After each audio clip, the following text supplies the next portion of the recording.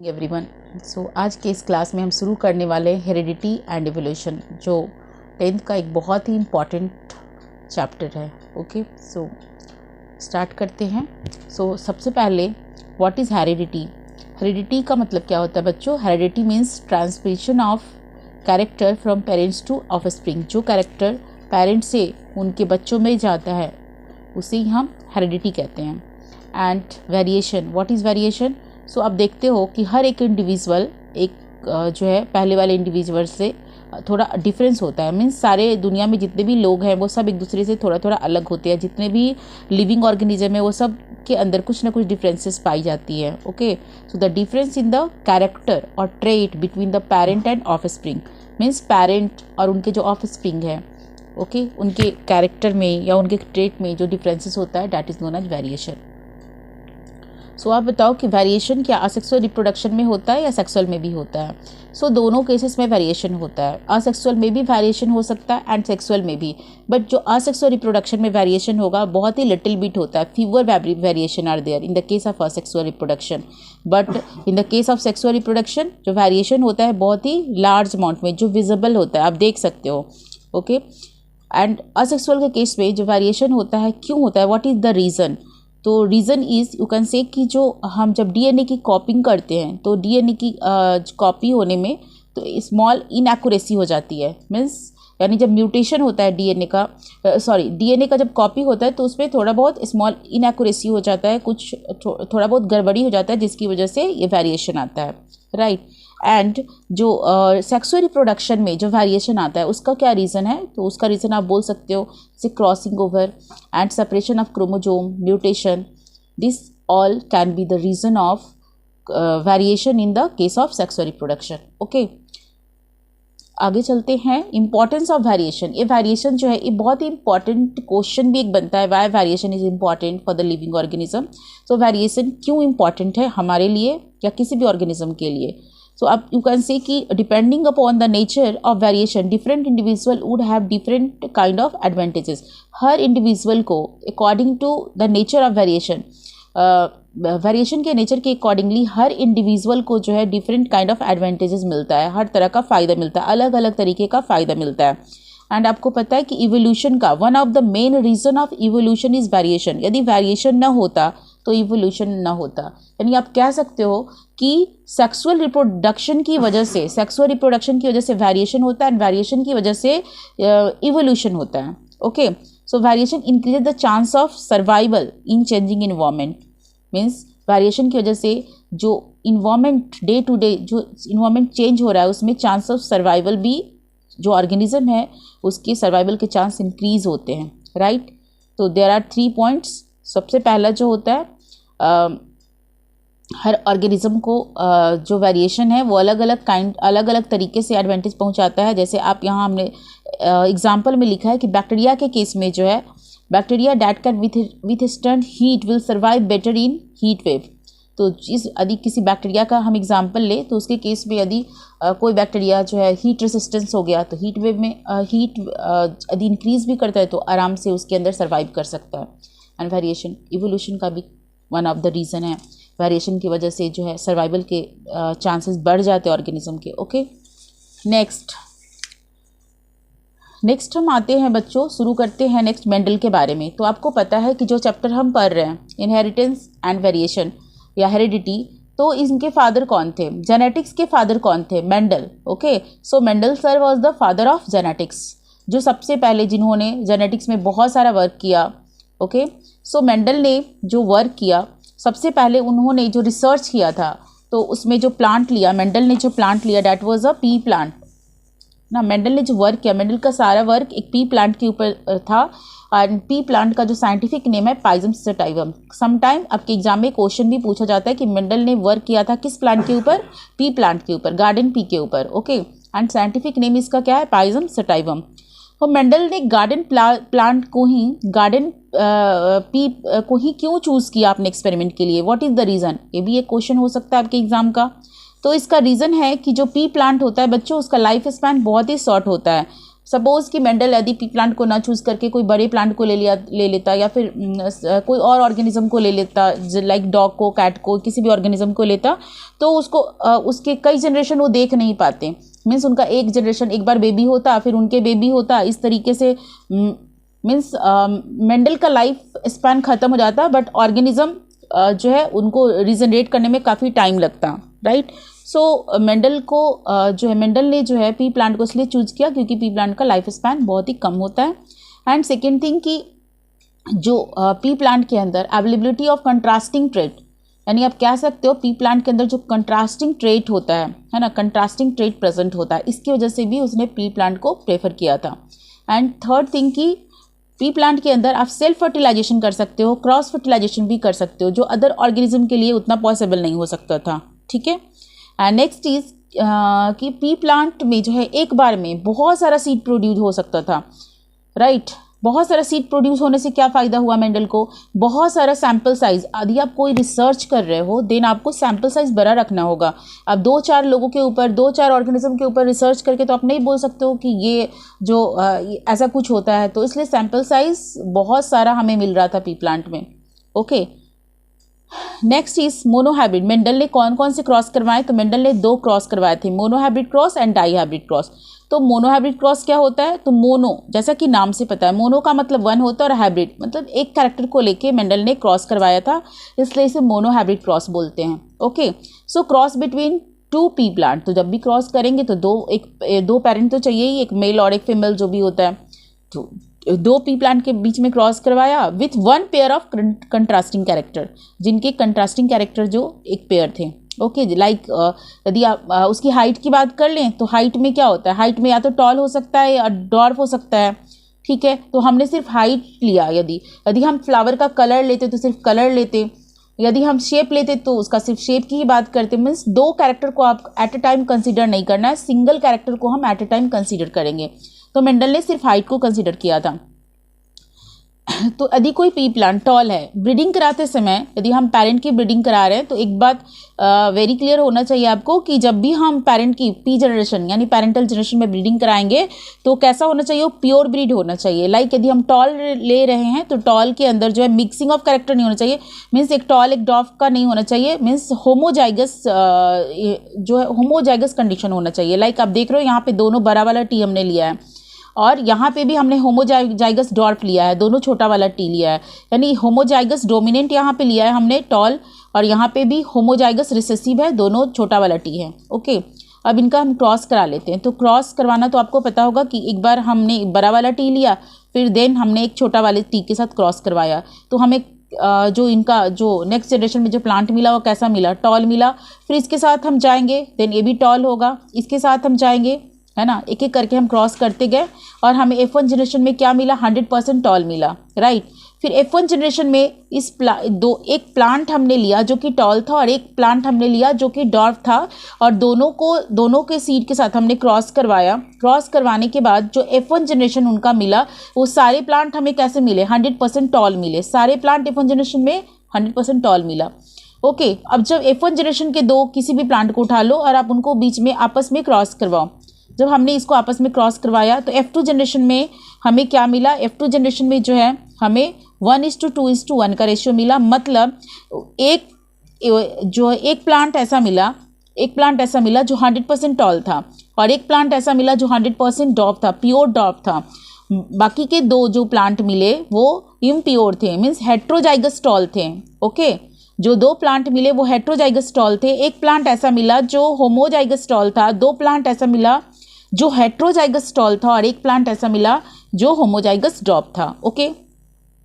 तो यदि आप ऐसे प्लांट को जीन को देखोगे, कट करके यदि आप उसके जीन को देखोगे तो तब तो आप ये कह सकते हो कि इस प्लांट के अंदर दोनों जो है प्योर टॉल वाले जीन है, इसके अंदर एक जो है डोमिनेंट टॉल है और एक जो है रिसेसिव कैरेक्टर भी है, लेकिन ये टॉल ही होगा ये प्लांट, और इसके अंदर भी एक बड़ा वाला टी यानी कि डोमिनेंट है और एक रिसेसिव है, और इसके अंदर दोनों छोटा वाला टी यानी कि दोनों रिसेसिव है।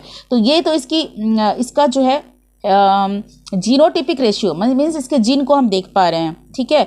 तो यदि आपसे पूछा जाए कि इसका जीनोटिपिक F2 जनरेशन का, यानी कि F1 जनरेशन में तो हमें सारे 100% टॉल ही मिले थे, बट F2 जनरेशन का जो रेशियो आया, this is the F2 generation, okay. F2 generation का जीनोटिपिक रेशियो क्या आया, तो 1:2:1, जिसमें एक प्योर टॉल था और जो दो जो है वो इम्प्योर टॉल था और एक जो है प्योर डॉफ था। और फिनोटिपिक रेशियो क्या आया, फिनोटिपिक रेशियो कहने का मतलब है कि जो प्लांट को आप ऊपर से देख रहे हो, प्लांट आपको टॉल दिख रहा है, तो कौन कौन सा प्लांट आपको टॉल दिखेगा, ये वाला प्लांट भी आपको टॉल दिख रहा है, ये दोनों प्लांट भी आपको टॉल दिख रहा है, ओके। यानी कि 3 प्लांट आपको टॉल दिख रहा है और एक प्लांट जो है डॉर्फ दिखेगा, ओके। तो फिनोटिपिक रेशियो आपका आया 3:1। समटाइम्स इस क्वेश्चन को पलट के पूछ लेते हैं, जैसे आपसे पूछ लेंगे कि प्योर टॉल या प्योर डॉफ जो है कितना आया था F2 जनरेशन में, तो देख रहे हो प्योर टॉल कितना है, 1 है, प्योर डॉर्फ कितना है, 1 है। तो प्योर टॉल और प्योर डॉर्फ का यदि आपसे वो रेशियो पूछे, then your answer will be 1:1। यदि वो सिर्फ जीनोटिपिक का रेशियो पूछे तो आप आंसर दोगे 1:2:1, ओके। और यदि फिनोटिपिक रेशियो पूछे तो 3:1, राइट। इसमें बहुत कंफ्यूजन होता है, इसलिए जब भी इसका क्वेश्चन है तो आप अच्छे से पढ़ के आंसर करोगे। नेक्स्ट इज मेंडल ने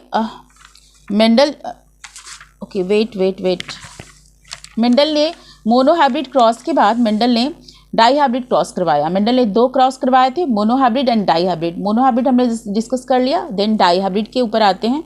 तो डाई मीन्स क्या होता है बच्चों, डाई मीन्स 2, और मीन्स 2 कैरेक्टर को लेके मेंडल ने क्रॉस करवाया। यहाँ हमने लिखा भी है, cross between 2 plants having 2 pair of contrasting character. 2 plant के बीच में क्रॉस करवाया था और उनके 2 pair of contrasting means 2 character को एट ए टाइम लिया, ओके।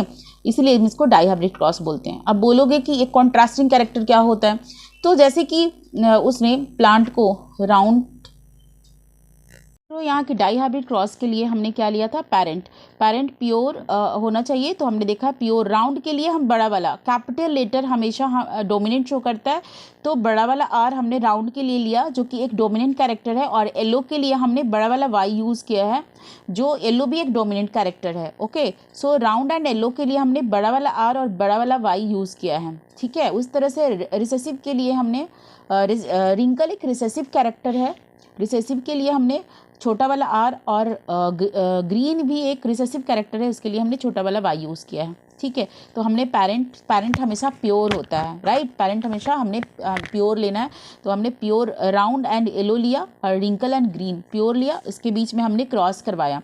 तो यहाँ से गैमेट क्या बन गया, ठीक है। तो गैमेट बनाते समय आप देखना 2 R है ना, तो कोई एक R ले लेंगे, गैमेट में हमेशा एक आता है, और 2 Y है तो कोई एक ले लेंगे, ठीक है।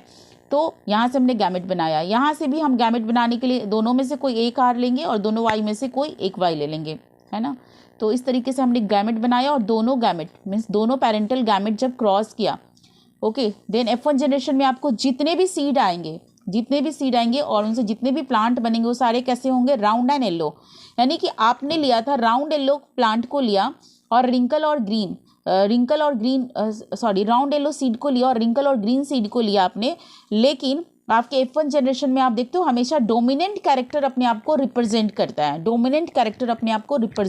है, ठीक है। तो राउंड और येलो जो कि एक डोमिनेंट कैरेक्टर है, देखो बड़ा वाला R राउंड को रिप्रेजेंट कर रहा है और बड़ा वाला Y येलो को रिप्रेजेंट कर रहा है, और राउंड एक डोमिनेंट कैरेक्टर है और येलो भी एक डोमिनेंट कैरेक्टर है। जो F1 जनरेशन में सारे प्लांट यानी कि सारे सीड, यदि प्लांट को आप ग्रो करोगे तो उससे सीड आएगा ना, तो सारे सीड कैसे हो गए, राउंड और येलो, राइट। अब हमने क्या करना है, उस सीड को ग्रो करना है, और ग्रो करवाने के बाद यदि हमने सीड को ग्रो करवाया, फिर उस प्लांट आए और प्लांट से फिर सीड जब ग्रो कराया, उनकी सेल्फिंग करा दी, है ना। तो मेंडल जब ये सारा कुछ करते थे तो बहुत ही कंट्रोल कंडीशन में करते थे। तो मेंडल ने क्या किया कि इस प्लांट को ग्रो कराया, मीन्स इस तरह के 2 प्लांट को ग्रो कराया और इमैस्कुलेशन और बैगिंग किया। इमैस्कुलेशन और बैगिंग का मतलब होता है कि उनको कंट्रोल, मतलब कि जो प्लांट है और प्लांट का जो फ्लावर है, और फ्लावर से जैसे मेल पार्ट हटा दिया, और मीन्स उसको सेल्फ पॉलिनेशन करवाया, इनके आपस में सेल्फ पॉलिनेशन करवाया। बैगिंग का मतलब होता है उसको कवर कर देना अच्छे से जो फ्लावर है, ताकि कहीं और से पॉलिनेट ना करें, ओके। तो इमैस्कुलेशन और बैगिंग ये सारा कुछ उसने करवाया, और उसके बाद जो है इनके आपस में क्रॉस करवा दिए उसने। क्रॉस करवाने के बाद मेंडल को जो है 2nd जनरेशन में क्या मिलता है, तो बच्चों यहाँ आप देखो कि मैंने यहाँ पे तो ऐसे क्रॉस करवाया, बट इसके लिए हमने पुनेट स्क्वायर का यूज़ किया है। आप इधर भी पुनेट स्क्वायर का यूज़ कर सकते हो, और पुनेट स्क्वायर का यूज़ करने से जो क्रॉस करने में जो गलतियाँ होती हैं वो होने का जो पॉसिबिलिटी है वो थोड़ा कम हो जाएगा। तो हमें कैसे करना है, तो देखो आप इससे एक बड़ा वाला आर एक बड़ा वाला वाई लेके आपने गैमेट बनाया, फिर बड़ा वाला आर और छोटा वाला वाई लेके गैमेट बनाओगे, फिर बड़ा वाला आर को हम इसके साथ भी क्रॉस करेंगे और इसके साथ भी, फिर छोटा वाला आर को एक बार इसके साथ और फिर छोटा वाला आर को फिर छोटे वाले वाई के साथ। तो इस तरह हमारे पास 4 गैमेट बन जाएगा, राइट। एक बार बड़ा वाला आर और बड़ा वाला वाई को हमने लिया, फिर छोटा वाला आर और छोटा वाला वाई को हमने लिया हुआ है, फिर बड़ा वाला आर और छोटा वाला वाई को लिया, और फिर छोटा वाला आर और बड़ा वाला वाई को लिया। इस तरीके से हमने 4 गैमेट बना लिया, ओके। और यहाँ से भी हम 4 गैमेट बना लेंगे, है ना। दोनों को इधर दोनों को इस साइड में हम लिखेंगे और फिर इसको आपस में हम क्रॉस करवा लेंगे। तो इसका इसके साथ, जैसे आप इसका इसके साथ क्रॉस करवाओगे तो क्या होगा, देखो 2 आर आर और बड़ा वाला वाई वाई, इस तरीके से आपका मिला। और इस तरीके से आप सारे का क्रॉस करा लो, ये आर आर और देखो क्या है बड़ा वाला वाई और छोटा वाला वाई, इस तरीके से आप सारे का क्रॉस करा लोगे तो आप देखो आपको क्या रेशियो मिल रहा है सेकेंड जनरेशन में, 9:3:3:1। ये क्या है बच्चों, तो आप देख रहे हो कि राउंड और येलो आपको इतने सारे सीड्स मिले, इस सीड्स में राउंड येलो कितने हैं, तो आप यहाँ पे काउंट करो और देखो कि बड़ा वाला आर और बड़ा वाला वाई कहाँ पे प्रेजेंट है। तो यहाँ पे बड़ा आर बड़ा वाई मिलेगा, इसमें मिलेगा, इसमें भी आपको मिल रहा है, इसमें मिल रहा है, इसमें मिल रहा है बड़ा वाला आर और बड़ा वाला वाई, इसमें भी मिल रहा है, और इसके अंदर भी है, इसके अंदर भी। इस तरीके से आपको टोटल जो है 1 2 3 4 5 6 7 8 और 9 ऐसे कंडीशन मिले जहाँ पे आपको राउंड और येलो सीड मिल रहा है, ठीक है। और बाकी का राउंड और ग्रीन मीन्स बड़ा वाला आर तो प्रेजेंट होगा उसके अंदर, लेकिन वाई छोटा वाला होगा। तो ऐसे 3 सीड आपको मिले, यहाँ पे रेड से मैंने इसको मार्क किया हुआ है, बड़ा वाला आर और छोटा वाला वाई, ठीक है। तो यहाँ पे भी बड़ा वाला आर और छोटा वाला वाई, और यहाँ पे बड़ा आर और छोटा वाई है, यानी कि राउंड तो रिप्रेजेंट करा है, बड़ा वाला आर रिप्रेजेंट राउंड एंड छोटा Y represent green. Round green आपको 3 सीड मिला। रिंकल येलो जो है स्मॉल आर और बड़ा वाई मिलेगा आपको, ठीक है। तो देखो रिंकल येलो और इस जिसके अंदर सब कुछ छोटा है रिंकल ग्रीन। तो इस तरीके से आपको कितना मिला, 9:3:3:1। ये कौन सा रेशियो है, ये इसका जो है जीनोटिपिक रेशियो है, ठीक है। सॉरी फिनोटिपिक इसका रेशियो है, जीनोटिपिक आप नहीं कह सकते हो क्योंकि जीनोटिपिक तो कुछ और दिख रहा है, फिनोटिपिक रेशियो है। तो इसके बेसिस पे मेंडल ने क्या कंक्लूजन दिया, तो आपसे पूछा जाएगा कि जो है डाई हैबिट क्रॉस का रेशियो क्या आया था, तो 9:3:3:1 आया था। और इसके बेसिस पे मेंडल ने क्या कंक्लूजन दिया, तो मेंडल ने कहा कि round and yellow are dominant. Round और येलो यहाँ पे क्या आ रहा है, डोमिनेंट आ रहा है। Occurrence of a new phenotype combination so that gene for round and yellow seed are inherited independently of each other, है ना। सो देखो मेंडल ने, अब सुनो आप ध्यान से कि मेंडल ने पहले मोनोहैब्रिड क्रॉस कराया और फिर मेंडल ने डाईहैब्रिड क्रॉस कराया। तो मोनोहैब्रिड क्रॉस के बेसिस पे मेंडल ने 2 लॉ दिए, ठीक है। मेंडल के ऐसे हमें 3 लॉ पढ़ने होते हैं, तो मेंडल ने 2 लॉ जो है वो दिए अपने मोनोहैब्रिड क्रॉस के बेसिस पे, law of dominant and law of segregation. Law of dominant and law of segregation Mendel ने मोनोहैब्रिड क्रॉस के बेसिस पे दिया था, और लॉ ऑफ इंडिपेंडेंट और शॉर्टमेंट मेंडल ने डाईहैब्रिड क्रॉस के बेसिस पे दिया था, ओके। सो मेंडल के 3 लॉ आप एकदम अच्छे से याद रखना है। डोमिनेंट, लॉ ऑफ डोमिनेंस क्या होता है बच्चों, डोमिनेंट का मतलब होता है कि ऑलवेज डोमिनेंट, जहाँ पे भी आप देख रहे हो ना कैपिटल लेटर से हम डोमिनेंट को रिप्रेजेंट करते हैं, तो हमेशा डोमिनेंट कैरेक्टर, जहाँ पे भी कैपिटल लेटर आप देखोगे तो आपको समझ लेना है कि कैपिटल लेटर जो है वो डोमिनेंट कैरेक्टर को रिप्रेजेंट कर रहा है, और जब भी कैपिटल लेटर प्रेजेंट होगा तो डोमिनेंट कैरेक्टर ही अपने आप को शो करेगा, ठीक है। तो expression of only one of the parental character in monohybrid cross. तो मोनोहैब्रिड क्रॉस में आपने देखा था, आपने क्या देखा था मोनोहैब्रिड क्रॉस में कि यहाँ टॉल और डॉर्फ को हम ले रहे हैं, बट फर्स्ट जनरेशन के अंदर क्या हुआ था कि सारे टॉल हो गए थे। सारे टॉल क्यों हो गए थे, डॉर्फ क्यों नहीं आया, क्योंकि tall is a dominant character, okay. तो जब तक ये डोमिनेंट कैरेक्टर होगा ये रिसेसिव कैरेक्टर को रिप्रेजेंट करने नहीं देता, ठीक है।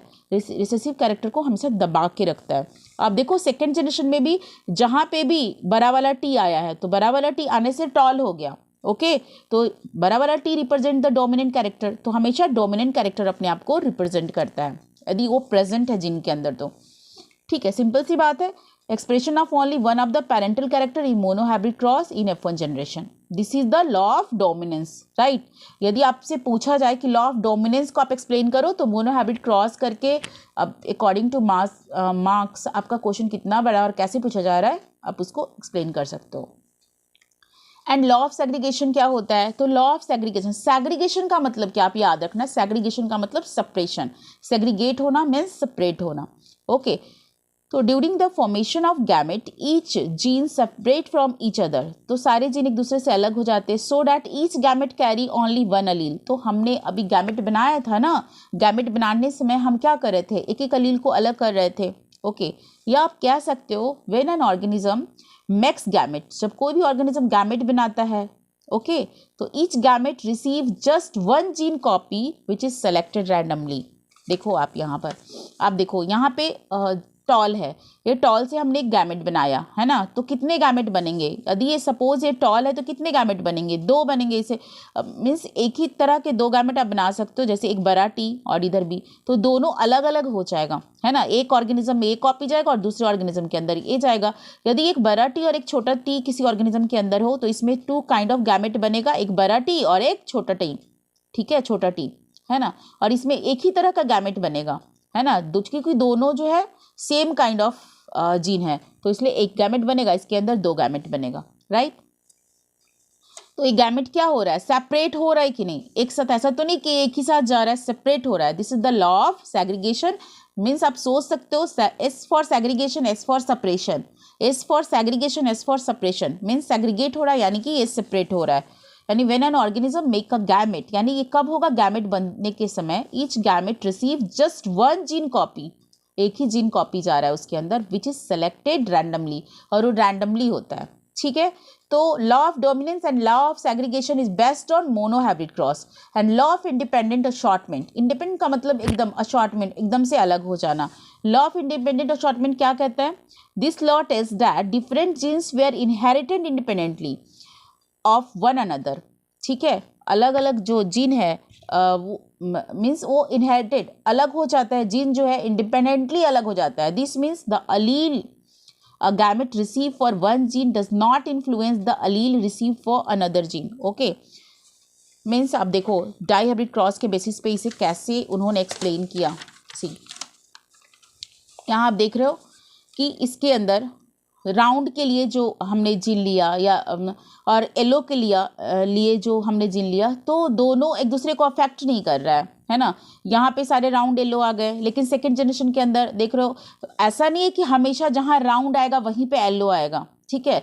राउंड जो है रिंकल के साथ भी जा रहा है, राउंड येलो के साथ भी जा रहा है, रिंकल जो है वो येलो के साथ भी जा रहा है और रिंकल जो है ग्रीन के साथ भी जा रहा है। मतलब कि ये कोई भी एक दूसरे को इफेक्ट नहीं करता, इन्फ्लुएंस नहीं करता है। और इसी के बेसिस पे यहाँ जो कंक्लूजन हमने दिया था, अक्रेंस ऑफ न्यू फिनोटाइप, यहाँ पे आप देख रहे हो आपने क्या यहाँ पे क्या लिया था, कौन सा फिनोटाइप था आपका, राउंड और येलो और रिंकल और ग्रीन, ठीक है। लेकिन यहाँ पे न्यू फिनोटाइप अब बन गया, रिंकल और येलो बन गया है ना, और राउंड और ग्रीन बन गया। तो ये जो नया फिनोटाइप अकर हुआ है, जो नया फिनोटाइप हमने गेन किया है ना, ये शो करता है so that the gene for round and yellow seed are inherited independently, मतलब ये राउंड और येलो सीड वाले जो जीन है वो इंडिपेंडेंटली इधर से उधर जा सकते हैं, मीन्स कोई एक दूसरे को प्रभावित नहीं कर रहा है, ठीक है। They are free to go anywhere जहाँ वो जाना चाहते हैं, ओके।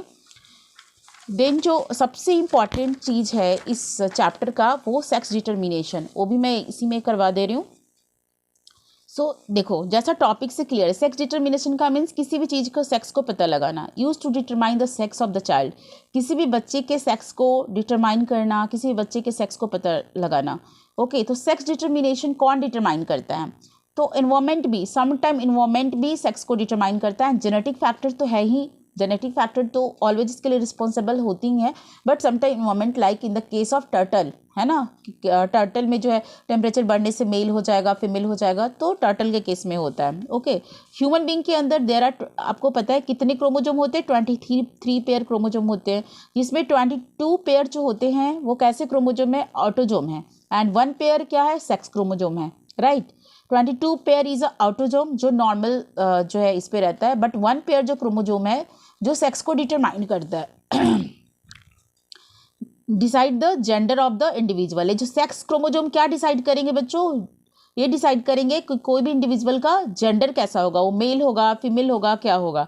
ओके, तो ए सेक्स क्रोमोजोम क्या होता है? इन the case of female sex chromosome always will be XX and in the case of male sex chromosome क्या हो सकता है? X और Y हो सकता है। ओके, तो फीमेल के अंदर कितने तरह का गैमेट बनेगा? Only one type of gamete बनेगा फीमेल के अंदर, क्योंकि X ही है ना, तो जो भी बनेगा सारे X ही बनेंगे। लेकिन मेल के अंदर, मैंने बोला मेल के अंदर क्या बनेगा, आप देख रहे थे कि मेल के अंदर X और Y दो तरह के गैमेट बनेंगे, या तो X जा सकता है किसी के अंदर, या तो Y जा सकता है। ठीक है, तो यदि मेल का जो X है, यदि वो फीमेल के X के साथ क्रॉस किया तो क्या बना? XX बना। तो कैसा चाइल्ड डेवलप होगा? Female child. यदि फीमेल तो ऑलवेज X ही देती है, फीमेल तो हमेशा एक तरह का गैमेट बना रही है जो X है। ओके, तो फिर फीमेल जब भी देगी तो X देगी। अगेन जो फीमेल का X है, यदि सपोज मेल के Y के साथ क्रॉस कर गया, मिल गया, तो क्या बनेगा? XY। तो XY क्या बनेगा? डेवलप होकर के कैसा चाइल्ड बनेगा? मेल चाइल्ड बनेगा। ओके, तो who is responsible for the sex of the child? Always male is responsible. Okay, this shows that half of the childrens will be boys. तो यानी क्या पॉसिबिलिटी है, यदि किसी मेल और फीमेल के बीच में हम क्रॉस करवाते हैं तो मेल और बॉयज और गर्ल्स होने की पॉसिबिलिटी क्या होती है? 50% चांसेस कि बॉयज हो सकता है और 50% चांसेस है कि गर्ल्स बेबी हो सकती है। Okay, sex of the children will be determined by what they inherited from their father and not from there mother. तो सेक्स के लिए कौन रिस्पॉन्सिबल होता है? Always father is responsible for the sex. And one very important question of this chapter is how blood group are inherited। Blood group जो है sometime आप देखना बैक ईयर के क्वेश्चन में जा करके ब्लड ग्रुप से क्वेश्चन आया हुआ है। ठीक है, तो ब्लड ग्रुप को हम कैसे डिटरमाइन करेंगे, कैसे पता लगा सकते हैं कि कोई यदि ब्लड ग्रुप A का है, कोई फीमेल ब्लड ग्रुप B की है, तो उनकी शादी करा देते हैं तो उनके बच्चे कौन से ब्लड ग्रुप के होंगे, क्या क्या पॉसिबिलिटी होता है। ठीक है, तो बच्चों उसके लिए आपको याद करना होगा, थोड़ा ध्यान में रखना कि ब्लड ग्रुप कितने तरह के होते हैं। ए बी और O, 4 तरह के ब्लड ग्रुप होते हैं, तो हमें पता है। ओके, ब्लड ग्रुप A के साथ कौन से जीन पाए जा सकते हैं, कौन से जीन होने की पॉसिबिलिटी है, यानी ब्लड ग्रुप A कौन से लोग शो करते हैं। तो जिनके पास जीन ब्लड ग्रुप A है तो उनके पास जीन क्या हो सकता है? IA हो सकता है और I0 हो सकता है। ठीक है, IA और I0 हो सकता है, यानी कि आप देख रहे हो कि IA है तो ब्लड ग्रुप A शो करेगा, I0 का मतलब कुछ भी नहीं है इसके पास शो करने के लिए, I0 है, एकदम 0 हो गया। ठीक है, तो हमेशा ब्लड ग्रुप क्या शो करेगा? A शो करेगा। ठीक है, और यदि उसके पास IA और IA है, दोनों में कौन सा जीन है? A है। ठीक है, तो तब भी ये blood group A he show करेगा। अब B के लिए क्या पॉसिबिलिटी होगा? IB होगा और I0 होगा, या IB होगा और IB होगा। ठीक है, तो यदि ये है तो ये तो अपना कुछ शो करेगा नहीं, क्योंकि ऑलवेज रिसेसिव होता है ना, तो B डोमिनेंट है, तो B जब भी रहेगा तो B ब्लड ग्रुप शो करेगा, और यहाँ तो दोनों ही डोमिनेंट है। ठीक है, AB ब्लड ग्रुप में जो है क्या हो सकता है जीन? तो IA हो सकता है और IB हो सकता है, क्योंकि ये दोनों डोमिनेंट है। ठीक है, ये दोनों डोमिनेंट है। को डोमिनेंस का केस होता है ना ब्लड ग्रुप के अंदर, को डोमिनेंस। रिसेसिव है, O ऑलवेज रिसेसिव है, मीन्स O का अपना कुछ नहीं है। वो कब अपने आप को एक्सप्रेस करेगा? जब दोनों सेम कंडीशन में हो, दोनों रिसेसिव वाला केस हो, तभी वो अपने आप को जो है एक्सप्रेस करेगा। यानी कि यदि ये IA के साथ यदि I0 यानी कि वो वाला जो है जीन आ जाए तो हमेशा IA एक्सप्रेस करेगा अपने आप को, ये कभी नहीं करेगा। तो इसको अपने आप को एक्सप्रेस करना है यदि किसी भी इंडिविजुअल के अंदर, तो ये दोनों रिसेसिव है तो दोनों सेम कैरेक्टर के होने चाहिए। ओके, सो मैं क्वेश्चन डिस्कस करती हूँ। सपोज कोई मैन है और कोई फीमेल है, यानी कि कोई मेल है और कोई फीमेल है। ठीक है, इनके बीच में हम क्रॉस करवाते हैं तो क्या पॉसिबिलिटी हो सकता है? इस मेल का ब्लड ग्रुप A है और फीमेल का ब्लड ग्रुप O है, तो क्या पॉसिबिलिटी है इनके बच्चे का ब्लड ग्रुप होने का? क्या हो सकता है? तो देखो, यदि ये मेल का ब्लड ग्रुप A है तो आपको नहीं पता इसका जीनोटाइप क्या है, बस आपको दिख रहा है कि ब्लड ग्रुप A है, तो आप देखते हो इसके अंदर जीन यदि I और I0 वाला है। ठीक है, I और I0। फीमेल का ब्लड ग्रुप यदि O है तो O के अंदर कौन सा जीन होगा? ऑलवेज I0 होगा। ठीक है, यदि इनका जो है इनके बच्चे का ब्लड ग्रुप क्या होने की पॉसिबिलिटी है, इनको क्रॉस करवाते हैं तो 50% चांस है कि इनके बच्चे का ब्लड ग्रुप A हो और 50% चांस है कि इनके बच्चे का ब्लड ग्रुप B हो। ठीक है, राइट। उस तरीके से ये मेल का ब्लड ग्रुप मैंने क्या बोला? A है, तो A होने का मतलब ये तो नहीं है ना कि हमेशा यही पॉसिबिलिटी होगी IA और I0। मैंने यहाँ पे बताया है कि ये भी हो सकता है और ये भी हो सकता है। तो ये भी पॉसिबिलिटी तो हो सकता है कि मेल के अंदर, लेकिन फीमेल का ब्लड ग्रुप ओ है तो उसके अंदर क्या पॉसिबिलिटी होगी, तो ओ रिसेसिव है तो ऑलवेज I0 होगा, लेकिन मेल का जो है वो IA और IA हो सकता है। ठीक है, तो मेल का हम इधर लिखते हैं, ठीक है, हमने IA और IA लिखा और फीमेल का हमने यहाँ I0 लिखा, इनका क्रॉस कराया। तो ऐसे इंडिविजुअल के आपस में क्रॉस करा दे जिनका ब्लड ग्रुप मेल का ये है और फीमेल का ये है, और ब्लड का जीनोटाइप यदि मेल का ये है तो 100% पॉसिबिलिटी है कि उनके सारे बच्चों का ब्लड ग्रुप ए होगा। ठीक है, उनके बच्चों का ब्लड ग्रुप ए होगा। ओके बच्चों, और इसी के साथ ये चैप्टर खत्म हुआ। देन हम कुछ क्वेश्चंस करेंगे in the next class. Thank you.